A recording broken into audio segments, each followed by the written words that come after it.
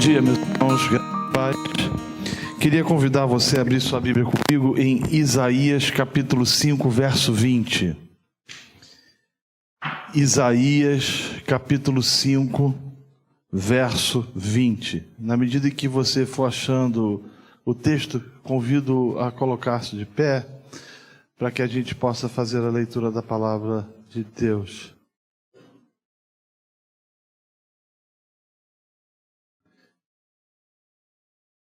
Ai dos que ao mal chamam bem e ao bem mal, que põem as trevas por luz e a luz por trevas, e o amargo por doce e o doce por amargo.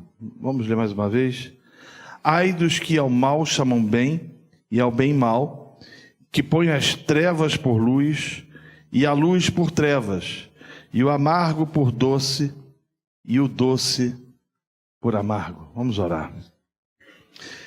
Querido Deus, um tempo tão difícil como esse que temos vivido, nós precisamos de luz da Tua Palavra, da luz da Tua Palavra sobre as nossas vidas, a fim de que a gente entenda qual é de fato a Sua boa, perfeita e agradável vontade. Fala conosco nessa manhã, através dessa palestra, e que o Senhor possa ser efetivamente glorificado. É a oração que fazemos em nome de Jesus. Amém. Você pode se sentar. Se você quer e deseja anotar o tema dessa palestra, o nome dela é A Família e os Desafios em uma Era Líquida. A Família e os Desafios em uma Era Líquida. Gostaria de trazer algumas características desse mundo que nós estamos vivendo. A priori, queria que você prestasse atenção nas considerações iniciais que eu trarei a respeito da sociedade a qual nós estamos inseridos. A sociedade a qual a gente faz parte, essa sociedade ocidental e efetivamente e especificamente a brasileira, é uma sociedade hedonista, egoísta, e eu vou criar um neologismo, umbígua. É uma sociedade que se preocupa somente com o seu próprio umbigo. Há um ditado no Rio de Janeiro que diz: farinha pouca, meu pirão primeiro. Na verdade, o que a gente percebe nitidamente no mundo a qual a gente vive é que as pessoas estão em busca desesperadamente por felicidade. Isso é característica de uma sociedade extremamente hedonista, que vive para ter prazer, que anseia por prazer e que gira em torno do prazer e que faz qualquer negócio para se atingir o prazer. Portanto, ela é extremamente egoísta, porque ela se preocupa somente consigo mesma, as pessoas se preocupam somente consigo mesmas, e ao mesmo tempo ela é umbígua, ou seja, ela está preocupada com o seu próprio umbigo, ela está preocupada somente com as suas necessidades. Segundo lugar, essa sociedade que a gente está inserido é uma sociedade que substituiu o pensamento coletivo, nós, e mergulhou no sentimento do individualismo. A gente percebe que o hedonismo leva ou tem levado parte da sociedade, por que não dizer quase que ela toda, a um estilo de vida absolutamente individualista, onde as pessoas preocupam-se somente consigo mesmas. E nessa perspectiva não se constrói elos, vínculos, relações e até mesmo vínculos e elos, relações familiares. Terceiro lugar, nossa sociedade é uma sociedade adoecida, em estado de metástase em suas estruturas públicas e privadas. Não somente o Estado brasileiro está absorto em malignidade e em corrupção, mas a gente percebe nitidamente que até mesmo as estruturas privadas nesse país parece que está debaixo de uma metástase que a corrói e que faz com que a gente tenha a impressão de que nada funciona, de que nada dá certo, a não ser que você insira o maldito jeitinho brasileiro a fim de se tirar vantagem de algo ou de alguma coisa. Quarto lugar, essa sociedade que a gente está inserido é uma sociedade onde os fins justificam os meios. Na verdade, para o Ocidente, e especificamente para o brasileiro, o que importa é que dê certo e não que esteja certo. E nessa perspectiva se faz qualquer negócio, faz qualquer coisa desde que o objetivo seja alcançado. E nesse contexto tem se relativizado conceitos e valores absolutos, outrora absolutos, e que hoje foram relativizados no propósito específico de se atingir o objetivo pré-estabelecido. Essa sociedade é uma sociedade que também acostumou-se à barbárie. 60 mil pessoas são assassinadas no Brasil por ano. O número de pessoas que são mortas em nosso país ultrapassa, por exemplo, o número daqueles que são vítimas de guerras e conflitos beligerantes, como, por exemplo, a guerra da Síria. Ano passado eu passei um tempo no Canadá estudando, e quando eu conversava com pessoas de outros países, especificamente com pessoas do Japão, mais do Oriente, e por incrível que pareça, até mesmo africanos, e falava que no Brasil você tem uma média de 60 mil assassinatos por mês, as pessoas não conseguiam entender como é que era isso. De que loucura é essa? A violência, ela se tornou uma marca da sociedade a qual a gente faz parte. Para você ter ideia, das 30 cidades mais violentas no mundo, 6 estão no Brasil. 6 das mais violentas do mundo estão no nosso país. E a gente acha que o Rio de Janeiro é que está no topo, e não é. O Rio de Janeiro está abaixo ainda dessas 6, ainda que no Rio de Janeiro você tenha violências inanimáveis. Como, por exemplo, certa feita eu cheguei a uma comunidade no Rio, na cidade do Rio de Janeiro, e eu vi algumas crianças jogando futebol com a cabeça de uma pessoa que tinha sido arrancada. É característica dessa sociedade que perdeu o limite. É uma sociedade absolutamente acostumada à barbárie. Sexto lugar, é uma sociedade que relativizou o absoluto. E isso se percebe claramente na deterioração das estruturas familiares. Quando nós olhamos, por exemplo, para 30, 40 anos atrás, nós entendíamos e compreendíamos que uma família era constituída por um homem que saiu de sua casa, uniu-se a sua mulher e geraram filhos. Esse conceito era inquestionável e irrevogável. Hoje você percebe nitidamente uma pressão, do marxismo cultural e do gramscismo, especificamente, de conceitos filosóficos, que tenta incutir na cabeça das pessoas que a família ela pode ser constituída por pessoas ou por indivíduos do mesmo sexo que criam uma criança, ou até mesmo por pessoas que se relacionam com animais.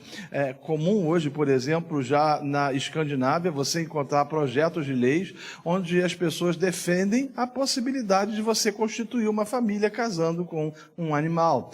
Como também você já vê a possibilidade de, em alguns lugares, a defesa, ainda que não de forma explícita e implícita, mas de relacionamentos sexuais e maritais entre adultos e crianças. Então você vai perceber nitidamente que conceitos relacionados à família, eles foram completamente relativizados. Isso se faz presente também na quebra dos elos relacionais.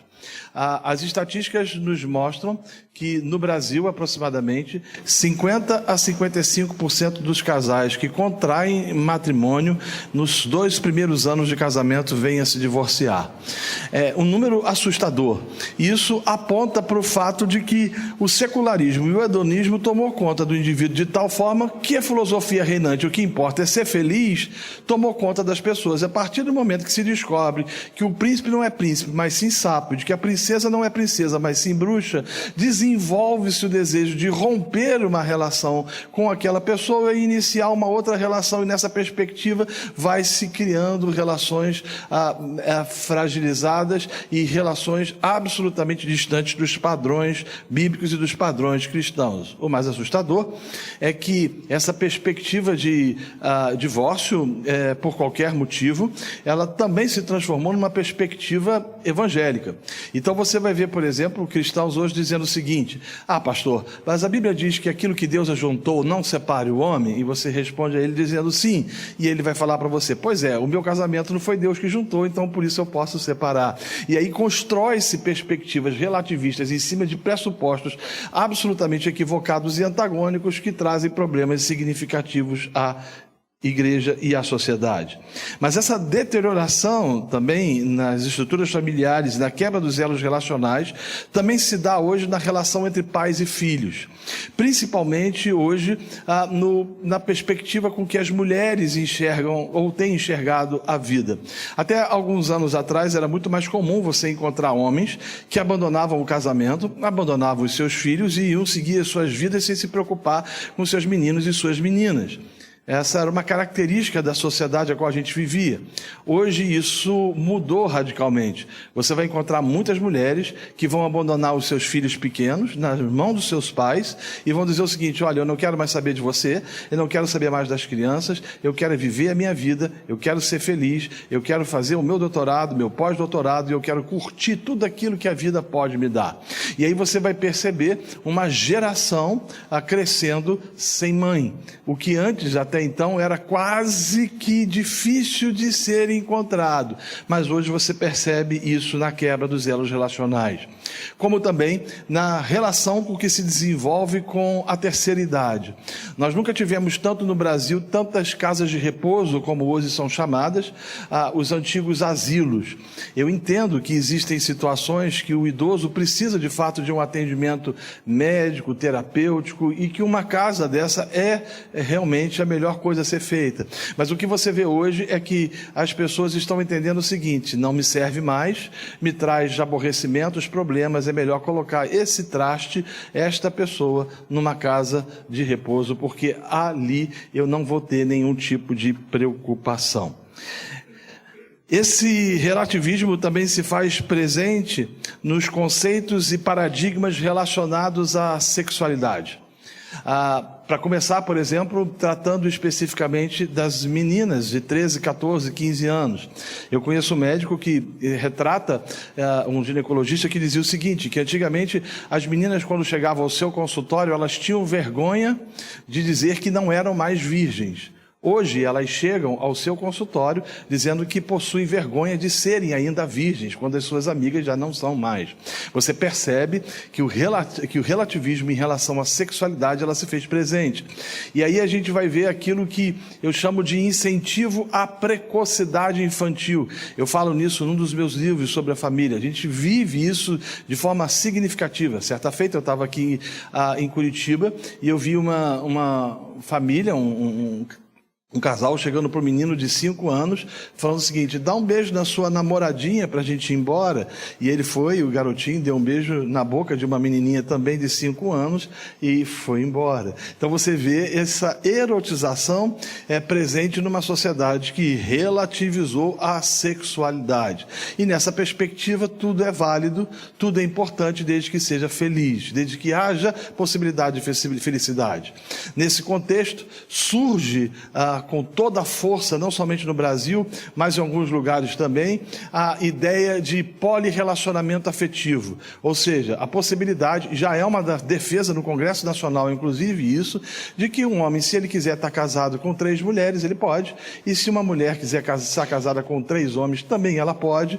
O que importa é ser feliz. E aí você vai ver, por exemplo, já no Rio de Janeiro, tem que ser pessoas indo para cartório para tentarem fazerem um tipo de contrato onde 3, 4, 5 pessoas estão casadas, onde o sexo é livre, faz o que quiser, ferindo efetivamente a Constituição brasileira, que diz que o casamento ele é a relação feita entre um homem e uma mulher.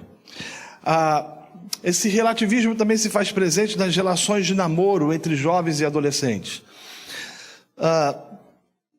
Na década de 70, por exemplo, e eu escrevi um livro sobre isso, namoro.com, deve ter 1 ou 2 aqui que eu não trouxe muitos. Eu falo que na década de 70, até a década de 70, se um rapaz quisesse namorar uma moça, independente se eles fossem cristãos ou não, ele ia à casa do pai da moça e pedia autorização a ela, ou ao pai dela. Era o costume social comportamental do brasileiro, do Ocidente era esse. Entendia-se e compreendia-se que uma menina séria, ela precisava da autorização da família para namorar. Na década de 80, esse comportamento começa a migrar. E ele passa a ter um outro ingrediente, que é o comportamento da ficação. E esse comportamento da ficação traz a ideia seguinte: não, eu preciso saber se vai rolar química, se tem química, se a gente vai se dar bem. Então a gente vai ficando, se a coisa ficar legal, a gente começa a namorar, e aí eu vou na sua casa e peço autorização para o seu pai, para que a gente possa construir um relacionamento. Na virada do século, o comportamento muda, os jovens não somente namoram e não somente ficam, mas agora eles pegam. E essa perspectiva da pegação, ela tomou uma vertente significativa. Por exemplo, a Band News e a revista Isto É, há pouco tempo atrás, fez uma entrevista com alguns jovens que participaram de uma festa também no Rio de Janeiro, chamada Festa do Beijo. E a ideia da festa era muita música eletrônica, muita dança e, obviamente, liberdade para se ficar ou se pegar quem quisesse. E eu lembro que o Boechat fez uma pergunta a um rapaz, dizendo como é que a festa era para ele, qual era a importância da festa. Ele dizia: olha, a festa é maravilhosa. Eu, nessa festa, somente nessa noite, eu beijei mais de 70 moças. E uma menina disse o seguinte: para mim também foi muito bom, porque eu beijei mais de 50 rapazes. Então você percebe que conceitos absolutos, eles foram completamente relativizados também dentro dessa perspectiva relacional entre os jovens e adolescentes. Uma das características também dessa sociedade a qual a gente está inserida é que ela é uma sociedade sincrética, mística e escancaradamente aberta ao sagrado. E isso se deve àquilo que a gente chama de fim da modernidade. Deixe-me fazer um parêntese aqui sobre pós-modernidade para que a gente entenda o que efetivamente seja, e logo depois eu vou tentar falar um pouco sobre o que significa a era líquida. No final do século XIX, o mundo chega àquilo que os estudiosos da época diziam ao início da modernidade. O mundo tinha mudado, o mundo estava mudando. Por exemplo, a tecnologia, a revolução industrial já tinha produzido mudanças significativas na sociedade. Alguns bens de consumo já tinham sido criados, como, por exemplo, Graham Bell tinha criado ou inventado o telefone. Você vai ver a iluminação elétrica já tomando conta já de boa parte do mundo, a navegação por barcos ou navios a vapor, os trens tomando conta da sociedade. Um pouquinho mais lá na frente, vacinas sendo criadas, como, por exemplo, a própria penicilina, que resolve e que soluciona os problemas das pessoas. É tão interessante que há uma reportagem que eu li há pouco tempo naquela época, trazendo a notícia de que uma senhora idosa de 40 anos tinha falecido. O que mostra, né, o conceito de vida que se tinha naquela época, porque não se vivia muito. Mas com a invenção da penicilina e de tantas outras coisas mais, a ideia que as pessoas tiveram era de que o mundo estava saindo de um contexto de atraso, principalmente em virtude da religiosidade que lhe tinha sido imposta por séculos a fio, e entrado na modernidade. E aí começa-se a dizer o seguinte: na modernidade nós não precisamos de Deus, na modernidade nós não precisamos de divindade alguma. A divindade ela só nos trouxe atrasos significativos. E aí os homens começam a achar que eles vão resolver todos os seus problemas. Só que 14 chega, acontece a Primeira Grande Guerra Mundial, 6 milhões de pessoas morrem, e as pessoas começam a entender e a discernir e a compreender de que essa modernidade não traria tantos problemas ou trariam tantas soluções como se imaginava para os problemas que se tinha na época. Logo depois tem a Segunda Grande Guerra Mundial, de 39 a 45. No meio disso teve a gripe espanhola, que vitimou 30 milhões de pessoas. A Segunda Guerra Mundial, somente de judeus, foram 6 milhões de indivíduos que foram assassinados. O mundo viveu uma barbárie. E aqueles que voltaram da guerra, principalmente para os Estados Unidos, voltaram absolutamente descompensados, porque os conceitos e os valores aos quais eles tinham de que o mundo poderia ser melhor, tinha sido completamente destruído pelos conflitos beligerantes que se tinham. Esse pessoal volta para os Estados Unidos e acontece um fenômeno chamado baby boom, que é a multiplicação de crianças, ou surgimento de crianças que se fazem presentes na sociedade americana densidade demográfica muito maior do que até então tinha tido. Esses meninos se transformam na geração hippie de Woodstock, completamente destrambelhados, sem referência, sem perspectivas familiares. Esses garotos geram filhos que são chamados a geração Yuppie da década de 80. E quando chega nesse período, a ideia que se tem é de que a modernidade morreu e a gente precisava entrar na pós-modernidade, e a pós-modernidade ela relativiza o absoluto e ela traz de volta a redescoberta do sagrado.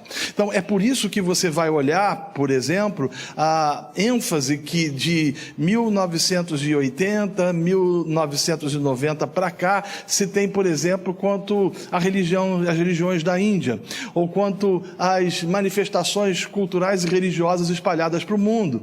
E aí também que, de certa forma, Deus soberanamente tem usado para que o Evangelho possa chegar em tantos outros corações. Mas a gente percebe que essa sociedade que a gente vive é uma sociedade sincrética. Ela é mística e escancaradamente aberta ao sagrado.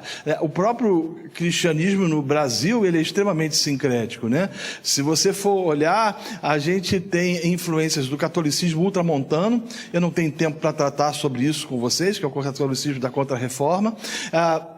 Tem influências africanas e influências do nosso povo índio que estava aqui e que trazem a reboque suas superstições, seus misticismos e suas perspectivas religiosas.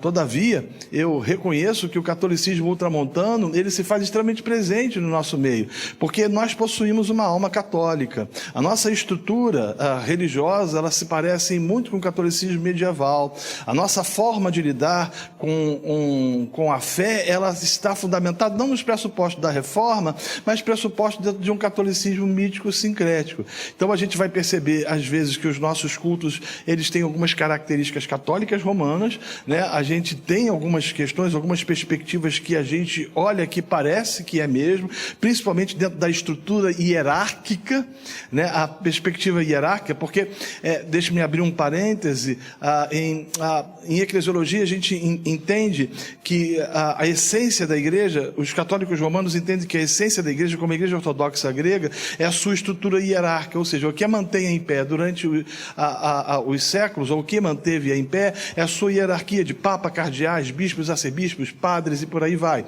A reforma protestante, ela traz uma outra perspectiva, ela traz de que o que mantém a igreja em pé é a comunhão dos santos, é a relação daqueles que foram chamados para fora, que se reúnem em eclésia, a igreja de Jesus, e que vivem para a glória de Deus, e o que faz com que ela permaneça firme e incólume é isso. Só que a nossa estrutura, ela carrega no bojo essa perspectiva. Talvez por isso nós tenhamos tantos apóstolos, tantos bispos, tantos semideuses, que querem manter uma estrutura hierárquica que faz com que a gente tenha ideia de que aquilo é que faz com que a gente fique de pé. E aí nessa perspectiva, por termos uma alma católica, a gente se deixa levar por isso. Em contrapartida, você vai ver também esse misticismo e esse sincretismo nos nossos cultos, principalmente em algumas vertentes mais ignorantes, não quero usar esse termo de forma pejorativa, mas onde pessoas ignoram alguns pressupostos das Escrituras e tornam o culto ou a liturgia muito mais parecido com algumas religiões afros do nosso país. Então, nessa perspectiva, você vê as culturas se miscigenando e as perspectivas evangélicas e cristãs, e principalmente protestantes, sendo deterioradas. Então a gente vê que essa sociedade a qual a gente faz parte é uma sociedade, sim, sincrética, mística, mas escancaradamente aberta ao sagrado. Em oitavo lugar, essa sociedade que a gente faz parte é uma sociedade carente de super-heróis, e nós não os temos. Na verdade, alguns morreram de overdose, parafraseando o poeta. Alguns dos nossos heróis, eles se foram. Alguns chegam a entender e a pensar que o último super-herói brasileiro, entre aspas, foi Ayrton Senna da Silva. E a leitura que alguns trazem, não está tratando efetivamente do caráter dele, mas do que ele representava efetivamente para o país. Alguns chegam a afirmar que a prova disso é que quando você pergunta a uma pessoa que estava viva naquela época, ou que tinha condições de entender o que estava acontecendo naquela época, o que ela estava fazendo na hora que recebeu a notícia de Ayrton Senna, que Ayrton Senna morreu, ele vai lembrar. E é verdade. Você vai lembrar, porque foi marcante. Foi a derrubada de um ícone que nós tínhamos e que depois não existiu mais. Os nossos políticos são safados, desonestos, corruptos. Somos e fomos saqueados por bandidos e sempre fomos saqueados e bandidos desde 1889, quando o golpe da República foi aplicado no nosso país. É uma sociedade também burrificada, ela é burra, ela é ignorante, ela é desprovida de capacidade cognitiva e de capacidade de interpretar textos, por exemplo. A quantidade de analfabetos funcionais que nós temos hoje é uma coisa impressionante. Então você vai ver pessoas que concluíram a universidade e que não sabem interpretar um texto. Você vai ver a redação de algumas pessoas que concluíram alguma cadeira e você fica assustado porque elas não conseguem concatenar ideias e nem tampouco lidar com o vernáculo de forma correta. Isso aponta para uma sociedade extremamente burrificada, mas também é uma sociedade alheia às dores e às misérias do povo. É uma sociedade que não se preocupa, por exemplo, com os que sofrem no Vale do Jequitinhonha. É uma sociedade que não se preocupa, por exemplo, com a dor e a angústia de muita gente espoliada por esse sistema maligno. E antes que você fale, isso não é uma linguagem esquerdista. É interessante porque a esquerda brasileira ela tomou a ideia de que quando se fala em pobre, ou se alguém que tem uma perspectiva anti-esquerda fala em pobre, está roubando uma ideia que não é deles, uma ideia que é deles, o que não é verdade, né? Na verdade, as escrituras nos ensinam a nos preocuparmos com aqueles que sofrem e com aqueles que estão, de certa maneira, absortos em todo tipo de malignidade. É uma sociedade também globalizada, multicultural e que vive a pluralidade de ideias e conceitos.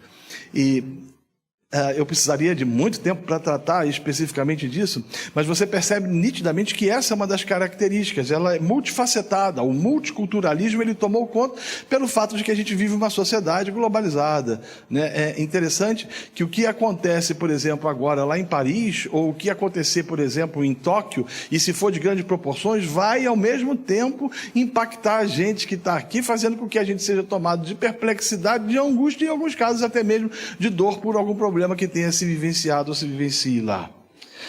É uma sociedade que prioriza e valoriza o individualismo. Nos mercados, por exemplo, hoje no Rio de Janeiro, não sei se é essa característica aqui em Santa Catarina, você vai ver produtores produzindo pacotes de carne para uma pessoa. Produtores produzindo pacotes de fruta para uma pessoa. E aí você vai ver que esse mercado do individualismo, ele se faz presente. O que corrobora com a ideia do sujeito que ele diz o seguinte: eu me basto, eu sou suficiente, eu não preciso de ninguém, né? Eu preciso de mim mesmo. E aí nessa perspectiva você vê uma sociedade que desenvolve consumismo relacional. Esse consumismo relacional, ele se faz presente o seguinte: eu me relaciono com a pessoa e quando ela não serve mais, eu jogo ela na lata do lixo. E aí você vai ver isso não somente entre relacionamentos entre marido e mulher, mas você vai ver também entre relacionamentos entre pais e filhos. E também relacionamentos entre amigos ou amizades. É interessante demais você perceber, por exemplo, como essa geração ela se transformou numa geração fugaz. Nossos pais e avós, você pode perguntar a eles, eles vão dizer para vocês o seguinte, que as amizades que eles tinham no passado duravam 40, 50 anos e que elas só terminavam quando um desses amigos vinha a falecer. Hoje não, ela termina quando ele te aborrece no Facebook e você dá um bloco. Tudo foi relativizado. Ela termina quando no Instagram ele fala alguma coisa, não está falando de um desconhecido, mas está falando de uma pessoa que convive com você e você não quer se aborrecer com o miserável, e aí você dá um bloco nele e pronto, e acabou. Então você vai ver que as relações elas são descartáveis e elas são absolutamente deterioráveis. É uma sociedade também com fobia de compromisso, e principalmente entre os homens. Eu costumo dizer que a gente vive num tempo de muitos machões, mas de poucos machos. Na verdade, de homem frouxo, que não tem a coragem de assumir um namoro, portanto não tem a coragem de assumir um casamento, ou quando namora fica enrolando a menina 4, 5, 10 anos, e não toma postura e não toma posição de casamento, preferindo ficar jogando videogame na casa do pai, do que assumir a responsabilidade de construir uma relação saudável. A fobia de compromisso. São homens que não querem e têm medo de desenvolver relacionamentos profundos com mulheres. E aí você vai ver uma frustração feminina absurda. E aí a consequência disso são muitas mulheres desesperadas, porque não encontram homens, e quando encontram homens, eles são travestidos de homens, mas na verdade são meninos, infantilizados, imbecilizados, e que não têm possibilidade alguma de trazer desenvolvimento para uma relação saudável. É uma sociedade cética, pragmática e subjetiva. Nada é fixo, nada é concreto. Tudo depende da interpretação, dizem alguns. Você pensa assim, mas a minha leitura sobre isso é diferente. A Bíblia, você leu-a dessa forma, mas eu li de outra maneira. Eu entendo ela completamente diferente. O que muitos não entendem é que a Reforma Protestante não nos trouxe o direito de livre interpretação, mas sim de livre exame. Livre interpretação é equívoco. Eu não tenho o direito de colocar na boca da Bíblia palavras que a Bíblia não pronuncia, ou nem tampouco de interpretar as Escrituras da forma e do jeito que eu acredito que deva ser interpretado. 16º lugar, sociedade que a gente vive, uma sociedade onde foi banalizada a ausência de valores, e por fim, uma sociedade marcada pelo desrespeito à pátria, à nação e àqueles que estão vivendo nesse país.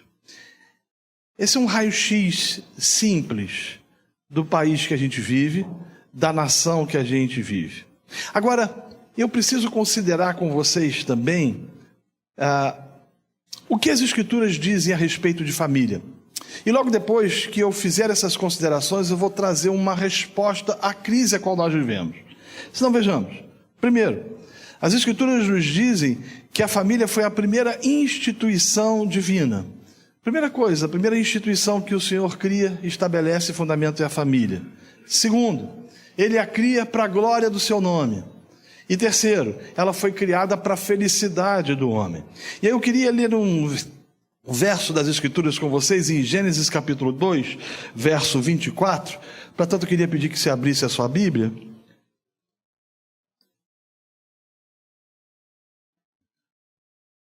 Porque esse verso, em si só, nos traz verdades estupendas e que precisam ser observadas e contrapostas à sociedade a qual a gente está inserido.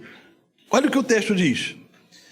Por isso deixa o homem pai e mãe e se une à sua mulher, tornando-se os dois uma só carne.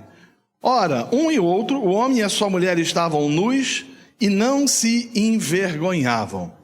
Um verso simples, mas que tem verdades que precisam ser observadas, que compõem a cosmovisão cristã e protestante e que devem contrapor a essa sociedade relativista a qual a gente está inserido. Se não, vejamos. Primeiro, o texto nos mostra que o casamento é monogâmico.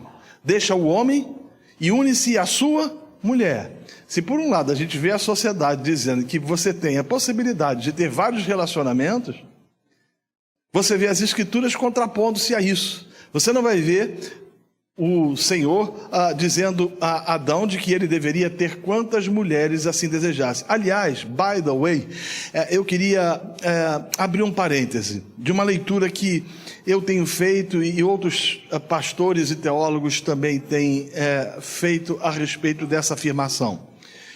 O que a gente tem visto hoje é uma grande quantidade de divórcios. O sujeito casa 1, 2, 3, 4, 5 vezes. E na minha perspectiva, esse número de divórcios é uma versão moderna da poligamia.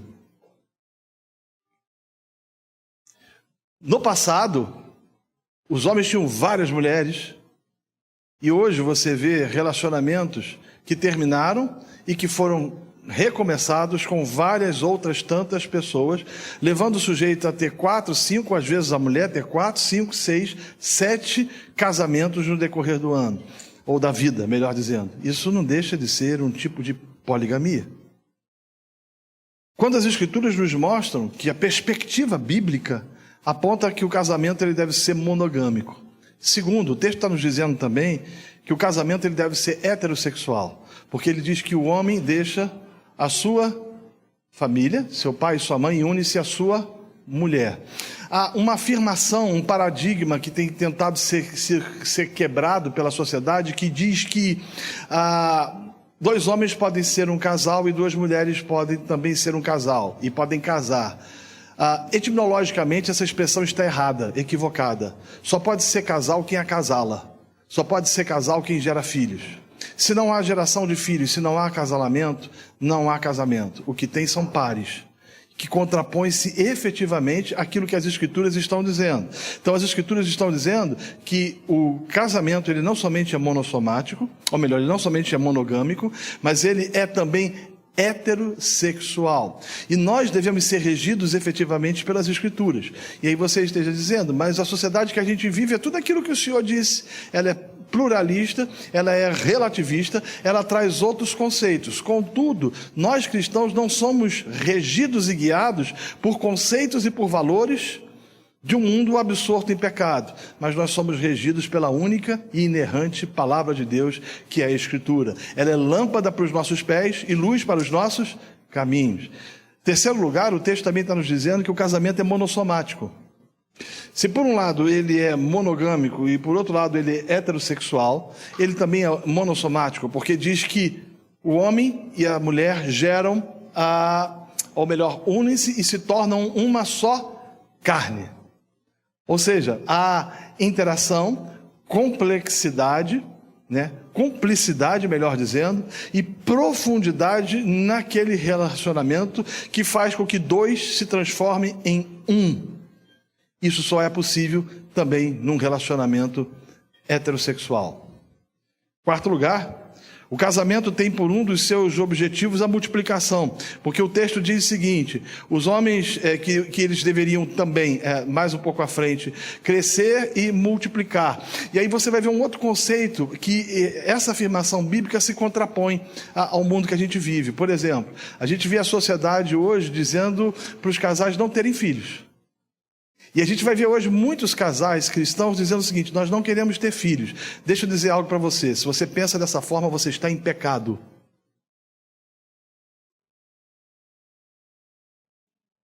Você está indo contra o mandato cultural, social e espiritual estabelecido pelas Escrituras. Não sou eu quem diz, é a palavra.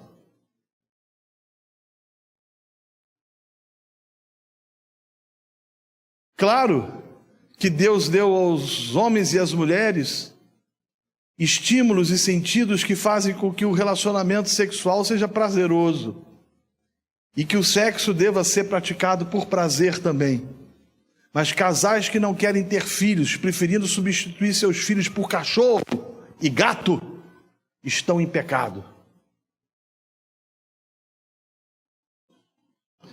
Quinto lugar, o casamento gera unicidade, cumplicidade e responsabilidade. O sujeito sai de casa, e é uma coisa muito interessante, porque Deus só dá uma mulher para Adão depois que primeiramente dá a ele trabalho. Primeiro o Senhor fala para ele, cuida do jardim, depois que ele dá a mulher para ele. É um princípio bíblico. Eu vejo essa garotada às vezes de 15, 16 anos, querendo namorar, não tem um tostão no bolso. Um tostão no bolso. Outro dia eu vi uma menina de 14 anos dizendo, a minha vida acabou, o amor da minha vida não me quer.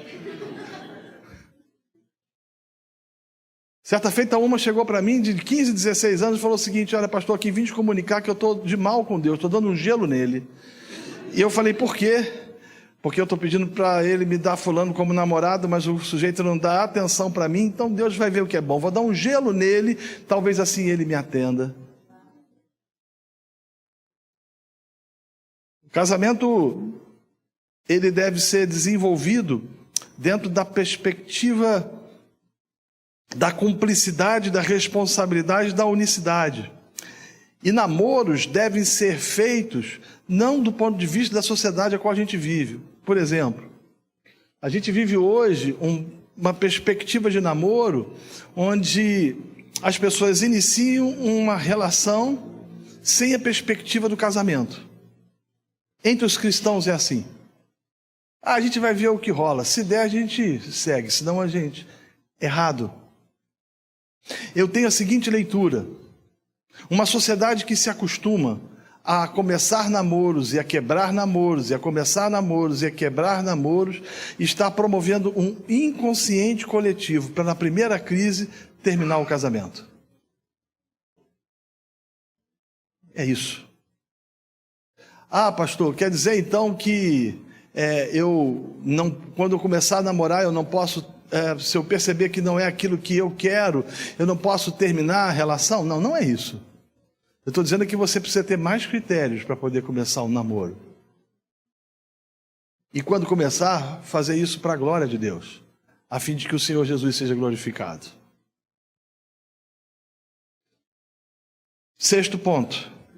O casamento deve ser uma relação do ponto de vista desprovido de vergonha, porque é interessante que o texto diz que eles andavam nus e não tinham vergonha um do outro. Isso me faz fazer a seguinte pergunta, não relacionada ao seu corpo, mas tem alguma coisa que você teria vergonha de mostrar ao seu marido ou à sua esposa? Você teria disposição de entregar o seu smartphone na mão da sua esposa e do seu marido com a senha e falar o seguinte: olha o que você quiser? Ou você teria vergonha?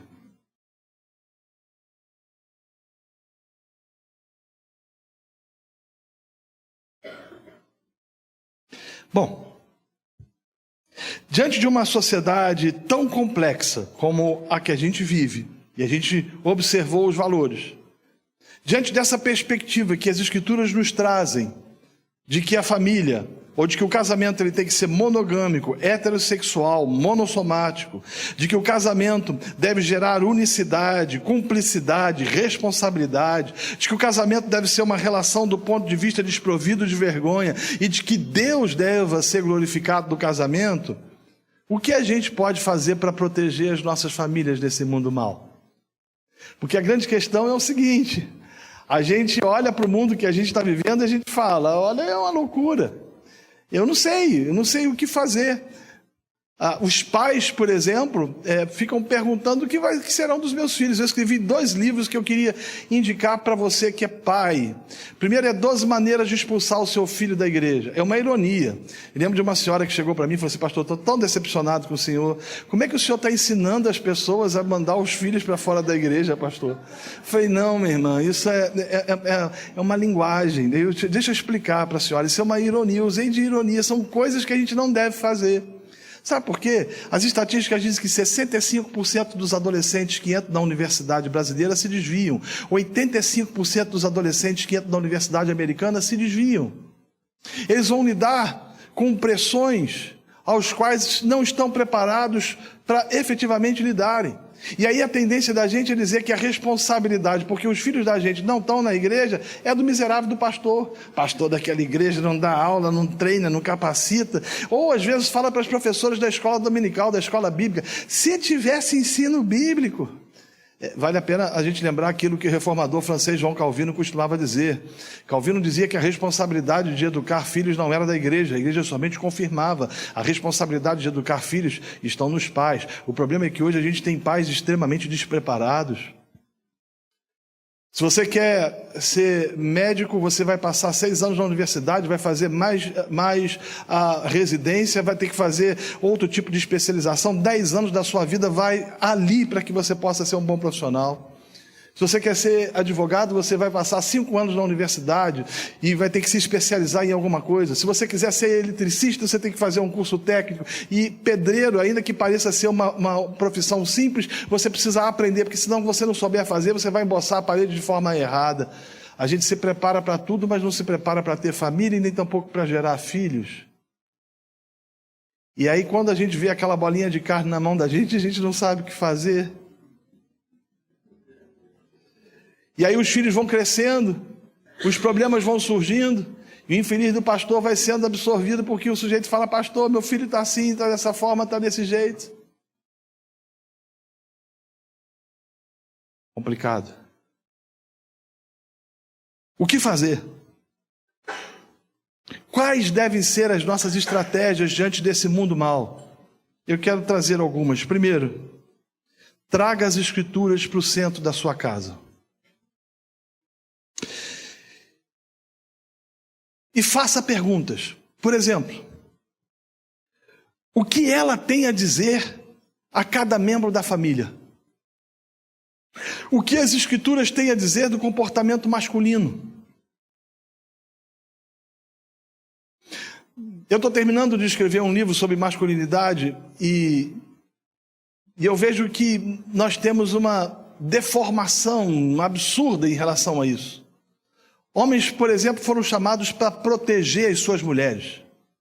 Antigamente, quando um homem saía à rua com a sua esposa, ou mãe, ou irmã, ele colocava a pessoa, ou ela, ao lado de dentro da calçada, porque caso acontecesse alguma coisa, acontecia com ele. Hoje é o contrário, ele bota a infeliz na calçada para, se tiver que alguma coisa acontecer, ela que sofra.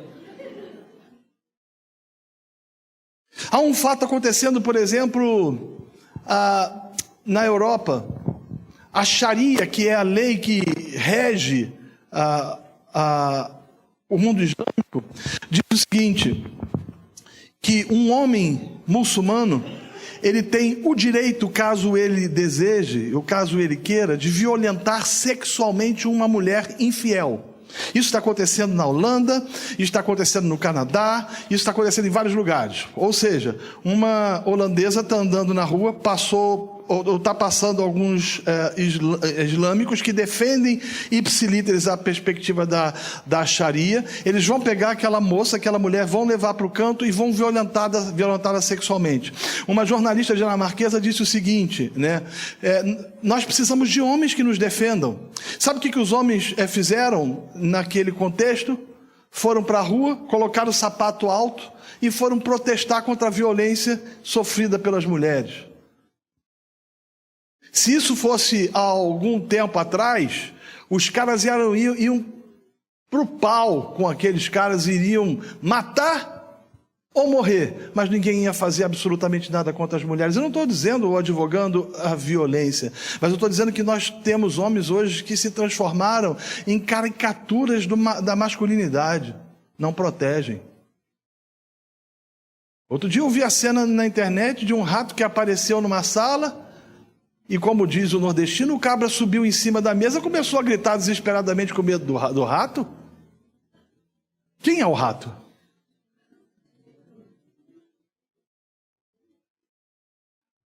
O que as Escrituras têm a dizer sobre providência, sobre provisão?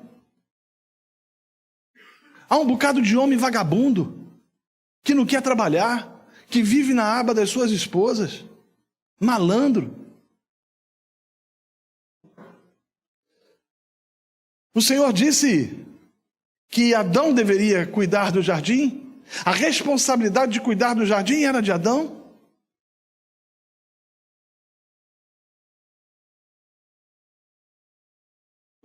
E o Senhor nos mostra que Jesus Cristo é o exemplo. Em 2000 anos de história da igreja, em algum momento faltou algo para ela? O Senhor tem suprido a sua noiva e homens precisam suprir suas mulheres. O que a Bíblia tem a dizer às mulheres? A gente vive numa sociedade onde o conceito feminista é a desconstrução do patriarcado, onde mulheres perderam a doçura e a feminilidade e transformaram-se em generá-las e coronelas, tentando conduzir os relacionamentos de forma abrupta, produzindo com isso celeumas nas suas casas. Por outro lado, você vê homens dizendo, não, você precisa ser submissa. Às vezes as mulheres não conseguem ser submissas a um safado que é, por exemplo, violento. As estatísticas dizem que mais de 90% das Mulheres que apanham de maridos vivem dentro do contexto religioso. Marido que bate em mulher não é crente. Marido que bate em mulher tem que ser denunciado pela lei de Maria da Penha. Tem que ser enquadrado, enjaulado o canalha. E pastor que protege marido que bate mulher não é digno de ser chamado ministro do Evangelho.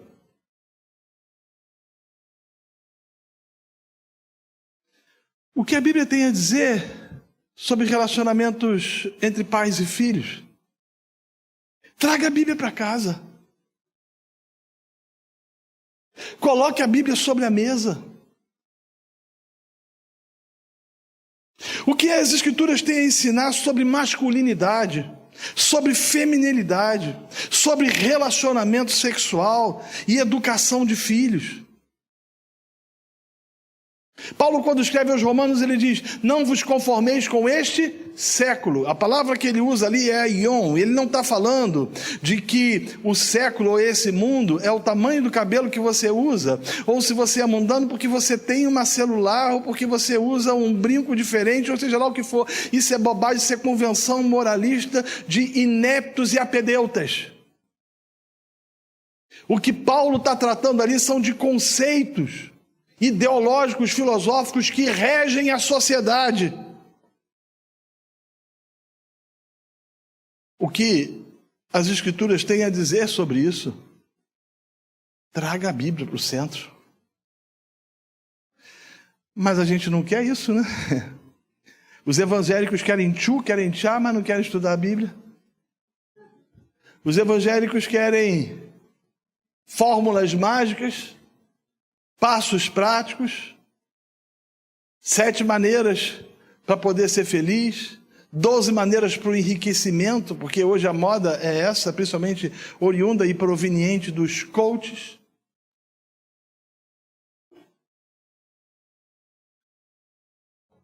Traga as Escrituras para dentro de casa e faça das Escrituras referência para as suas vidas e não os valores deste mundo. O padrão de sexualidade que esse mundo tem imposto na sociedade é uma coisa impressionante.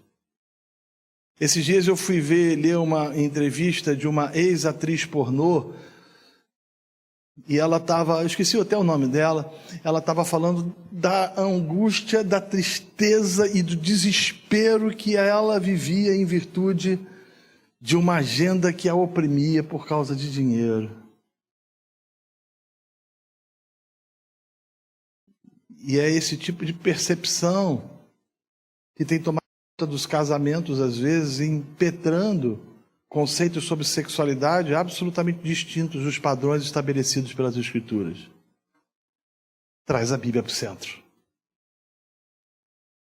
Segundo lugar, ensine a sua família a amar a Deus acima de todas as coisas. E aí é checkmate. Porque 4 horas da tarde, meu time está jogando na televisão, vai passar o jogo na televisão. O culto hoje vai ser mais cedo do que comumente. Eu vou perder o jogo? Vou não. Que vontade que eu estou de ir ao shopping com minhas amigas e comprar umas comprinhas, comprar um sapato novo. Estou com tão poucos sapatos, só tenho 120, diz uma mulher. Que mulher gosta de sapato, né? Impressionante, né? Claro que há as suas exceções. É interessante, homens e mulheres, né? O homem, se ele tiver claro que há também suas exceções, 2 calças jeans, um pé de sapato e um tênis, para ele tá bom. A mulher, se ela foi para um lugar com aquele sapato, com aquele vestido, ela não vai voltar semana que vem, mas nem que a vaca tussa e nem que a porca torça o rabo. Porque é uma coisa muito interessante, né? As mulheres, elas percebem coisas com que os homens não percebem. Repare, você está andando com sua esposa na rua e aí vai passar uma mulher. Ela vai olhar para a mulher de cima a baixo, assim, em questão de 3 segundos. Ela faz assim, olhou, ela sabe a cor do batom, o brinco, ela conhece a roupa que ela vestiu, a marca do sapato, ela entende tudo. Porque as mulheres são assim, oi? Até o preço se bobear. E aí a gente, quando fica em casa, a gente está ensinando para o filho da gente o seguinte: Deus não é prioritário. Cristo não é fundamental. E aí, às vezes, seu filho chega para você e fala o seguinte: pai, vamos para a igreja. Está frio demais hoje, menino, você está louco? Está chovendo? Ah, vamos para o culto? Não, vou não, estou cansado, amanhã eu tenho que trabalhar. E aí chega lá na frente, você fala: vamos embora, menino, para o culto. Ele fala: não, não vou não, não quero. Você não ensinou, não foi modelo, não foi parâmetro. E depois não adianta chorar sobre o leite derramado. Eu escrevi um livro que se chama Seu Filho Pode Ser Mais Feliz. É um livro voltado para pais de 0 a 14 anos, onde eu trato da necessidade de pais serem exemplos para os seus filhos. É claro que isso não significa dizer que os seus filhos na fase adulta, eles permanecerão no Evangelho, mesmo porque filho de peixe nem sempre, aliás, filho de peixe, peixinho é, mas filho de crente nem sempre vai ser crentinho. Isso me faz lembrar da mãe de Martin Luther King, ainda que eu tenha muitas reservas com Martin Luther King, acho que ele não foi isso tudo que a mídia construiu sobre ele, mas ele teve seu papel preponderante na história, e perguntaram à mãe dele por que ele tinha se transformado no ativista que se transformou, e ela respondeu dizendo: eu dei a ele 2 coisas, asas e raízes. Raízes são importantes.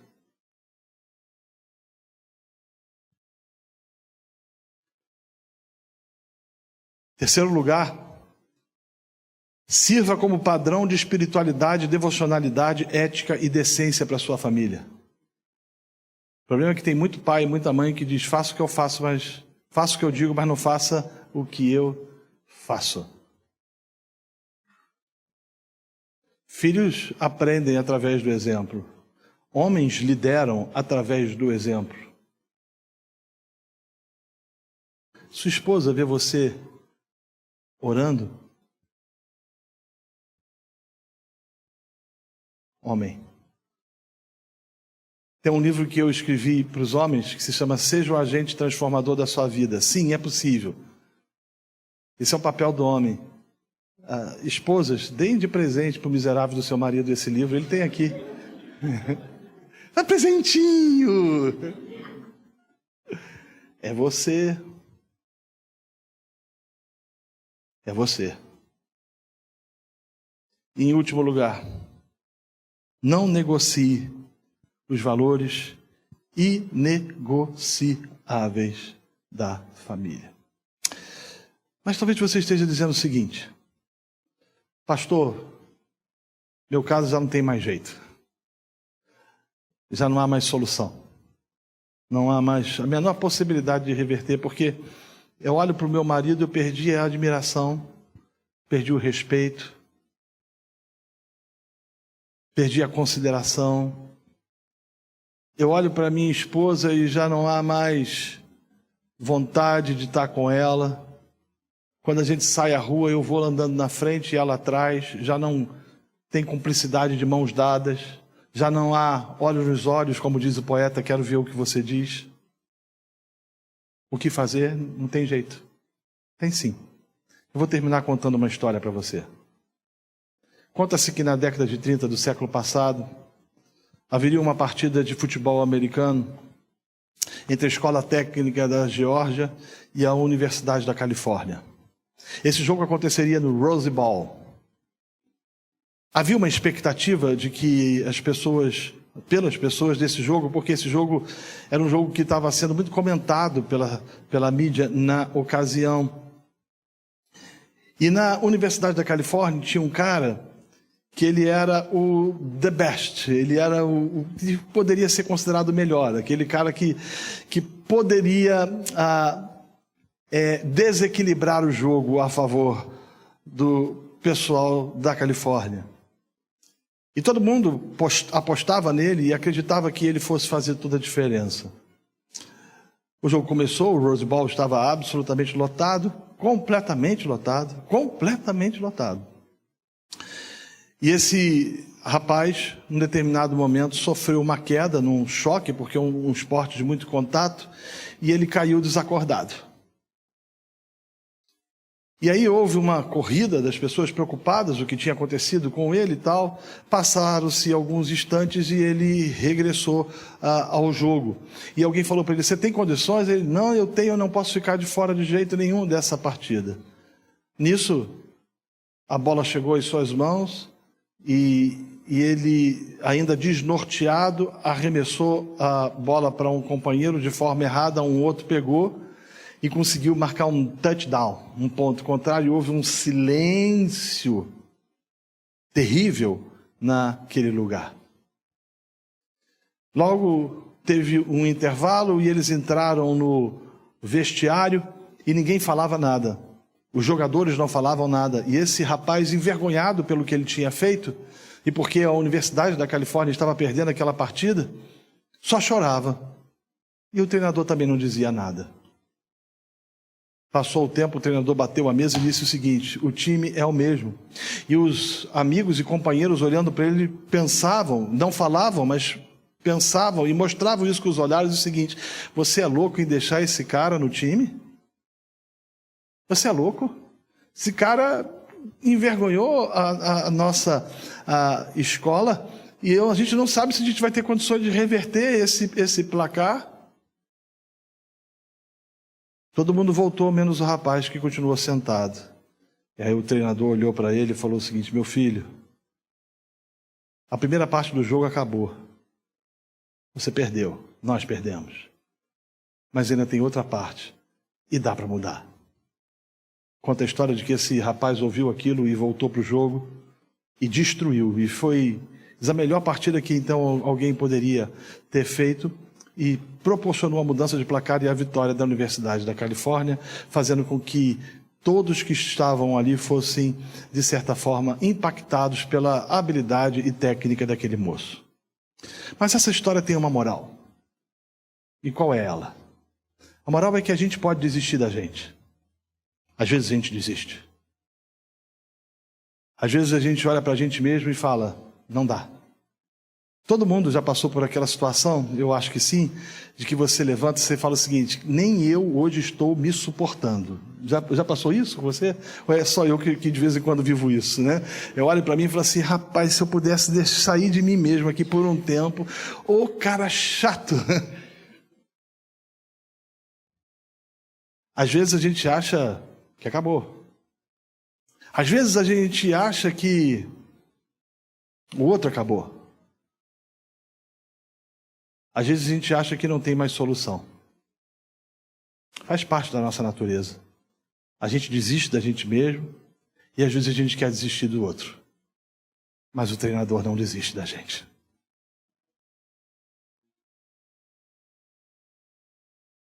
Quem sabe o seu casamento esteja por um fio. Talvez você esteja querendo desistir. O treinador não desistiu de você. Quem sabe você esteja desistindo do seu filho. O treinador não desistiu dele. Ele é o Senhor. Agindo Deus, quem impedirá? Vamos ficar de pé, vamos orar.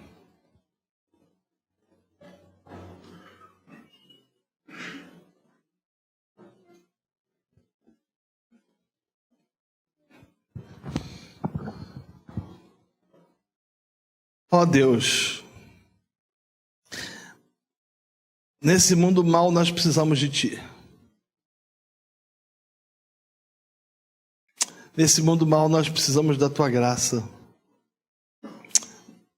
Ajuda-nos. Ajuda-nos. Abençoa as nossas famílias e as nossas casas. Guarda-nos das investidas de Satanás e das investidas do diabo.